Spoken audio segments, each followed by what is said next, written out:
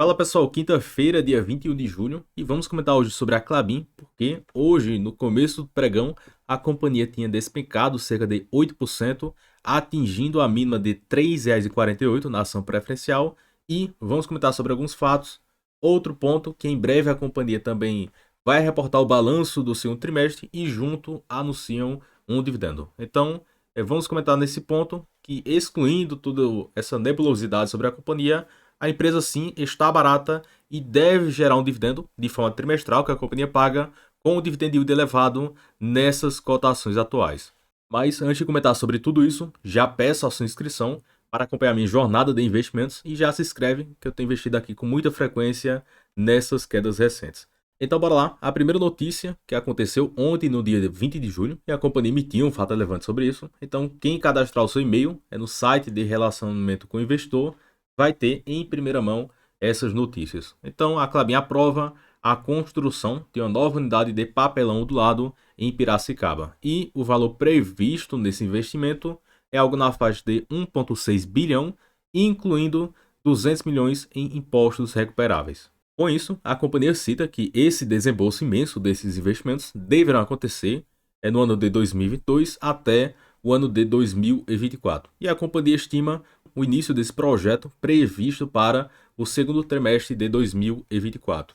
E a segunda notícia é que foi divulgada hoje, no dia 20 de julho, Klabin fará investimento bilionário nessa fábrica que eu citei e conselheiros questionam se valerá a pena ou não. Então, as ações, como vimos, acabaram despencando no começo do pregão e tem algumas mensagens aqui de 3 conselheiros. A Isabela cita que reconheceu que permanece com dúvidas sobre o projeto, mas votou a favor. E outro conselheiro citou que votou contra esse investimento e manifestou a preocupação com o projeto Figueira, que tem VPL negativo em 20 anos, retorno escasso, mesmo considerando a sua perenidade.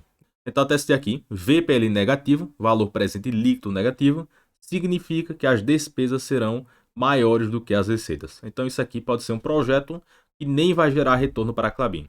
E o terceiro ponto, outro conselheiro, o Mauro, votou contra a resolução e afirmou que, em sua opinião, o projeto não era o melhor uso de capital no momento. Então a companhia muito bem poderia fazer recompra de ações, pagar mais dividendos, acabar reduzindo a sua dívida, então também teria outras maneiras de utilizar melhor o capital dos acionistas. Então um projeto que estão citando aqui que não vai trazer retorno é de esperar que o mercado bata nas suas cotações. E só para ter noção disso aqui, valor do mercado atual da Klabin em torno de 20,5 bi, investimento previsto, considerando os impostos recuperáveis de 200 milhões, nos dá algo na faixa de 1,6 bilhão. Então, se eu pegar 1,6 bilhão e dividir por 20,5, nos dá um investimento sobre o valor do mercado de 7,6%. E foi aproximadamente o que a companhia despencou no começo do pregão do dia 20 de julho. Então, a companhia nos primeiros 10, 15 minutos, desabou algo na faixa de 8% e na hora que eu estou gravando, uma queda de 4 a 5%, que é mais ou menos o que o mercado, entre aspas, estima de destruição de valor para o acionista. Então, se vai investir 1,5 bi e não vai trazer retorno, basicamente queimar 1,5 bi do capital dos acionistas da companhia. Então, é bom a Klabin reaver isso aqui e se tocarem, provavelmente não vai trazer retorno para a companhia. Então, nada mais justo que o mercado penalizar nas cotações da companhia. E além disso, não é de hoje que o mercado tem batido na companhia. A Klabin chegou a atingir quase R$ 6,20 durante o começo de março de 2021 e até o momento acumulou uma queda de 41% desde esse último pico. Então, é de esperar sim que a companhia está reportando balanço bom, mas naquele período de 2021, claramente a companhia estava cara. Então, nesse patamar de preço, sim, pode cair mais, mas com o balanço que a companhia tem reportado, fora a perspectiva de crescimento, que eu vou citar Puma 2, a companhia tem condições de manter ou crescer os balanços. Então, nessas cotações, julgo eu, abaixo dos R$ 4 começa a ficar interessante. E por que disso? Uma companhia que tem despencado 40% em cotação desde o último pico, no gráfico sem ajuste, enquanto isso, há 12 anos consecutivos a companhia entrega aumento no EBITDA da companhia. Então, saltando na faixa de 1 bilhão para quase 7,4 bilhões no acumulado dos últimos 12 meses. E o mercado estima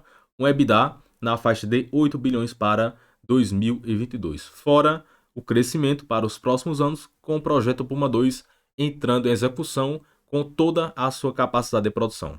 E nesta ótica do projeto Puma II, hoje a Klabin tem cerca de 4,2 milhões de capacidade total e pretende alcançar 4,7 milhões, ou seja, um crescimento de quase 12% após o projeto Puma II.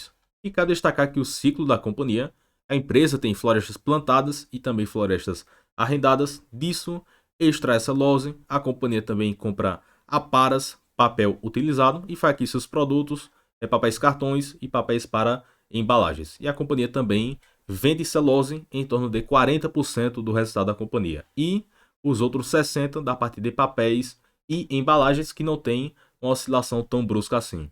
Então, apesar da Klabin estar inserida, tem um setor cíclico na parte de celulose, como boa parte do resultado da companhia é oriundo da parte de papéis e embalagens, dá para notarmos aqui do EBITDA ajustado da companhia que a empresa não tem uma oscilação tão brusca assim no seu balanço. Sempre aí na faixa de 1 bilhão, 1,1, 1,3, 1,5, saltando aí para 2, 3, 4 e o esperado na faixa de 8 bilhões de EBITDA para este ano. Então a Klabin é uma companhia cíclica sim, mas boa parte do seu balanço vem da parte de papéis e embalagens que em geral tem um preço mais estagnado que não oscila tanto em comparação com a venda de celulose.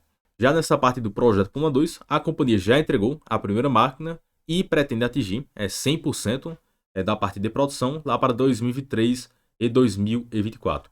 Já a segunda máquina do projeto Puma II da Klabin, a companhia estima a entrada em operação para o segundo trimestre de 2023 e a capacidade de produção vai atingir seu pico para 2026, 2025 em diante. Então a companhia ainda tem uma perspectiva de crescimento bem interessante, algo na faixa de 12% na sua capacidade de produção, após 100% do projeto Puma II, fora a redução de custos e ganho de eficiência com esses investimentos que a companhia tem realizado.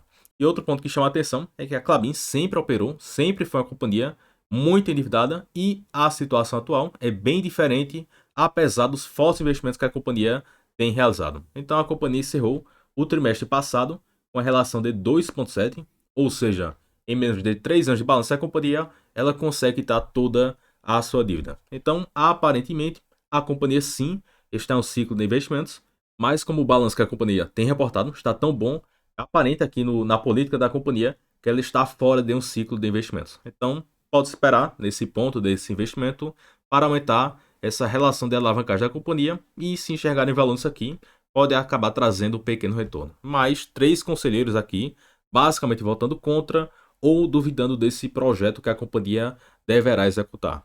E na ótica de dividendos, após essas quedas robustas, a Klabin, se mantiver esse balanço, a companhia deve pagar um dividendo bom. Lembrando que em 2020 a companhia ficou sem pagar e em 2021 a companhia retomou. Então perceba que teve quase um buraco aqui, que em 2020 a companhia não pagou nada.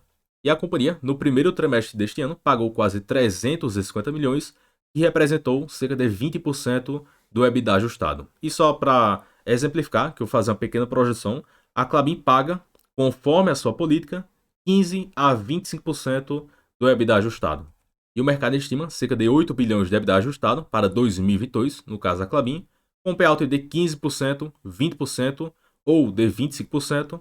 Temos aqui yields projetados de quase 6%, no cenário mais conservador possível, e no cenário mediano, quase 8% de yield projetado, que é o normal da Klabin, é de pagar 20% do EBITDA ajustado, e no cenário mais otimista possível, quase 10% de yield projetado. Em particular, gosto desse cenário mediano aqui da Klabin, que é o que normalmente a companhia paga, 20% payout, preço teto R$ 4,75. Em particular, meu preço teto fica abaixo de R$ 4,00, então esse patamar de 3,50, 3,48 que a companhia chegou, 3,60, o caso atual, aparenta ser uma ação interessante para acabar estudando. Até porque a companhia, apesar de ser cíclica, é uma das companhias mais perenes da nossa bolsa e quase que totalmente verticalizada. Fora essa perspectiva de crescimento com o projeto Puma II, além de outros projetos e aquisições que a companhia poderá realizar.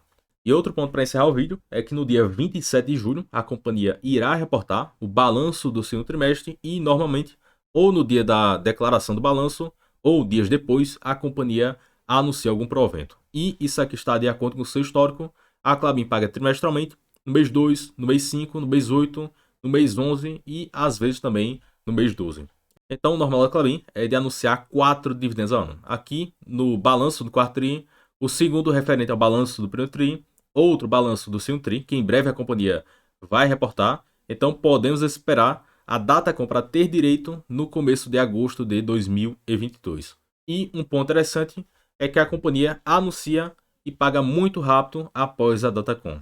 Então, quem está comprando Klabin nesses preços ou já possui em carteira, deve receber dividendos em agosto e em novembro de 2022. E o dividendo projetado é nessa faixa de 8 a 9 ou 10%, fora a perspectiva de crescimento, que no futuro a companhia pode muito bem pagar 30, 35, 40, 50 centavos por ação. Lógico que sempre com visão de médio a longo prazo na companhia.